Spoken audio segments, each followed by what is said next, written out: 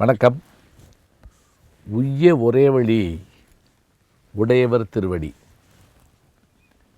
ராமானுஜர் மேல்கோட்டையில் வைணவ பயிர் செழிக்க அங்கே பக்தி வெள்ளத்தை புரண்டோடச் செய்தார். அப்படிப்பட்ட சூழலில் தன்னை காப்பாற்றுவதற்காக கூரத்தாழ்வானும் பெரிய நம்பியும் சோழ மன்னனின் அரண்மனை நோக்கி சென்றார்களே, அவர்களின் கதி என்னாயிற்று என்பதை பார்த்து வருவதற்கு ஆட்களை அனுப்பினார். அங்கு உண்மையில் என்னதான் நிகழ்ந்தது? அது ஒரு கொடூரமான நிலை. எப்படி என்றால், ராமானுஜருக்கு பதிலாக அவருடைய காவியாடை அணிந்து கொண்டு கூரத்தாழ்வான் பெருநம்பியோடு சோழ மன்னனுடைய அரண்மனைக்கு செல்கிறார். சோழ மன்னன் ராமானுஜரை பார்த்ததில்லை. எனவே வந்திருப்பது ராமானுஜர் தான் என்று நினைத்து கொண்டான். ஆனால் அருகில் இருந்த கூரத்தாழ்வானின் சீடனாகிய நாளூரான் சொன்னான், இவர் ராமானுஜர் அல்லர், ஆனாலும் இவரும் மிகச்சிறந்த கல்விமான். இவர் கையொப்பமிட்டாலே சிறப்பாகத்தான் இருக்கும், உடனடியாக கையொப்பமிடச் சொல்லுங்கள் என்று சொல்ல, சோழ மன்னன் குரேசரை பார்த்து, நீர் பெரிய வித்வானாகையாலே உமக்கு வேண்டியபடியெல்லாம் சொல்ல வல்லவர் நீங்கள். நாம் சொன்னபடியே சிவாத் பரதரம் நாஸ்தி என்ற ஓலையில் கையெழுத்திடும் என்று நிர்பந்தித்தான். அதனுடைய பொருள் என்ன என்று கேட்டால், சிவனை காட்டிலும் உயர்ந்த தெய்வம் இல்லை என்பது. அதனை வாங்கி பார்த்த கூரத்தாழ்வார், சிவாத் பரதரம் நாஸ்தி துரோணா மஸ்தி தக பரம் என ஓலையில் கையெழுத்திட்டார் என்கிறது 6000 படி. சிவன் என்பதற்கு மரக்கால் என்று ஒரு பொருள் கொண்டு, மரக்காலை காட்டிலும் பெரியது பதக்கு என்று கூரேசர் பரிகாசம் செய்து அந்த ஓலையில் கையொப்பமிட்டாராம். அது கண்ட சோழ மன்னனுக்கு கண்கள் சிவந்தன, மீசை துடித்தது. எரிகிற நெருப்புக்கு மேலும் விறகிட்டது போல, எண்ணெயிட்டது போல, நெய்யும் சுரிந்தது போல ஆயிற்று. அதனால் கூரேசரின் கண்களை பிடுங்கி விடுமாறு சோழ மன்னன் ஆணையிட்டவுடன் கூரேசர் சிரித்து கொண்டே, நீரென்ன என் கண்களை பிடுங்குவது, இதோ நானே என் கண்களை பிடுங்கிக் கொள்கிறேன் என்று சொல்லி அந்த சோழ மன்னனுடைய கருத்துக்கு எதிராக கையெழுத்திட்டதோடு மட்டுமல்லாமல் தன் கண்களை தானே பறித்து கொண்டார் கூரத்தாழ்வார். அதோடு விட்டுவிடவில்லை இந்த சோழ மன்னன். அவன் என்ன செய்தான் தெரியுமா? அதோ உடன் வந்திருக்கிற அந்த பெரியவருடைய கண்களை பிடுங்குங்கள் என்று சொன்னான். அப்போது பெரிய நம்பிக்கு வயது 105. அந்த 105 வயதிலும் அந்த பெரியவருடைய கண்கள் அந்த சபையிலேயே பறிக்கப்பட்டன. இந்த கொடூரம் நிகழ்ந்தபோது அவர்களால் அங்கிருந்து வெளியிலே செல்ல முடியவில்லை.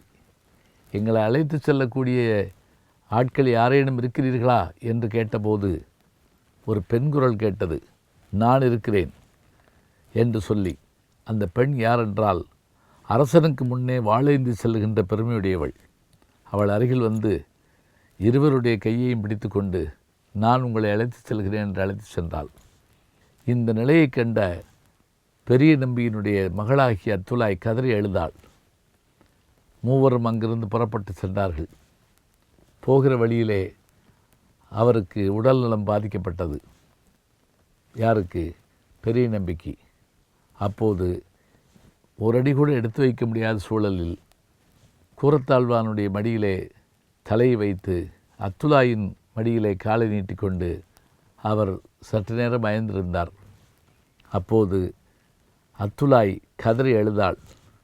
அரங்கன் இருக்க, அரங்கமா நகர் இருக்க, எங்கள் எம்பெருமனார் இருக்க, இப்படி நடுக்காட்டுக்குள், கங்கை கொண்ட சோழபுரத்தின் காட்டுக்கு நடுவிலே இவருடைய நிலை இப்படி ஆயிற்று என்று வருந்தி எழுதபோது அவர் அயர்ந்திருந்தவர் எழுந்த பெரிய நம்பி சொன்னாராம், ஒரு வைணவனுக்கு கிடைக்க வேண்டிய சிறப்பு என்ன என்றால், ஒரு ஆழ்வானுடைய மடியிலேயே தலை வைத்து உயிரை விடுவதுதானே, அது எனக்கு கிடைத்திருக்கிறது என்று சொல்ல, அதே போல் அவர் உயிர் பிரிந்தது. அப்போது அங்கிருந்த வைணவர்கள் சிலர் வந்து அவருக்கு வேண்டிய ஈமக்கிரிகைகளை எல்லாம் செய்தார்கள்.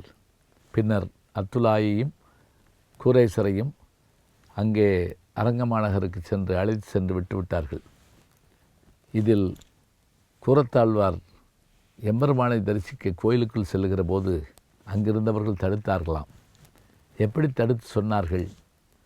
நீர் தேவரீருக்கு எதிரானவர் என்ற ஒரு வார்த்தையை சொல்வீரேனால், அதாவது ராமானுஜருக்கு எதிரானவர் என்ற ஒரு வார்த்தையை சொல்வதாக இருந்தால் மட்டுமே அரங்கனை தரிசிக்கலாம் என்று அரசன் ஆணையிட்டிருக்கிறான் என்று சொன்னவுடன், அப்படி ஒரு வார்த்தையை சொல்லிவிட்டு நான் அரங்கனை வணங்குவதை காட்டிலும் அரங்கனை வணங்காமலே இருப்பேன் என்று சொல்லி தவழ்ந்தபடி திரும்பவும் தன்னுடைய இல்லத்துக்கு வந்து சேர்ந்தாராம்.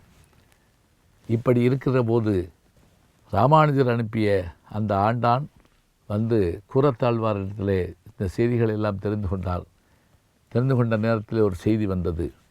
இவர்களெல்லாம் இப்படி தண்டித்த அந்த சோழன், அதாவது கிருமிகண்ட சோழன் என்று அவனை பற்றிய வரலாறு கூறுகிறது.